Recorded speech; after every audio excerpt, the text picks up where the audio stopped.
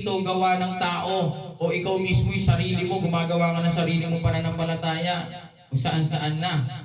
Sabi dito, ito'y kaloob ng Diyos sapagkat sa dahilan ng kanyang kagandahang loob.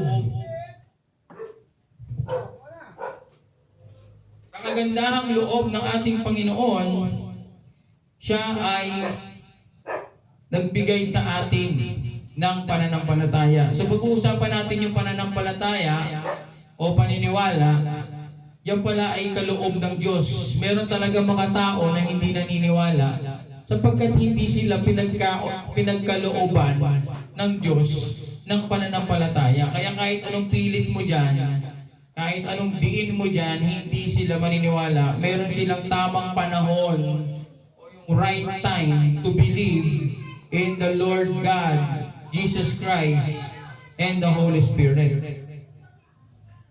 So yan, Ephesians chapter 2 verse 8 sa English, God saved you by His grace when you believe, and you can take credit for this. It is a gift from God. Ayun, ang ganda nung New Living Translation, no? New Living Translation yan.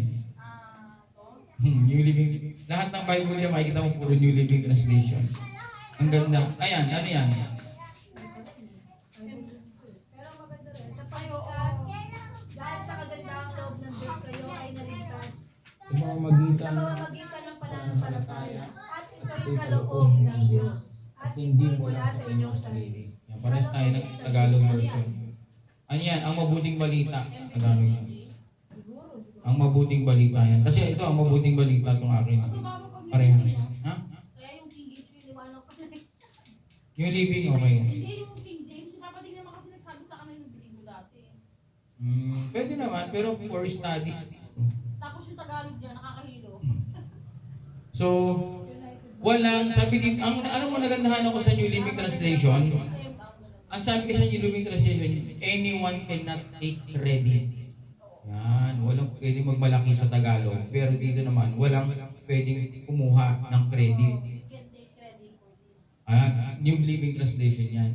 Kaya hindi pwedeng sabihin siya ay nanampalataya dahil ako ang nagsabi sa kanya na manampalataya siya. Ako yung nag-control sa isip niya, sa puso niya, hinipnotize ko. Hindi ganun. Yan ay galing sa Diyos. Sabi sa dictionary, faith is belief, trust, or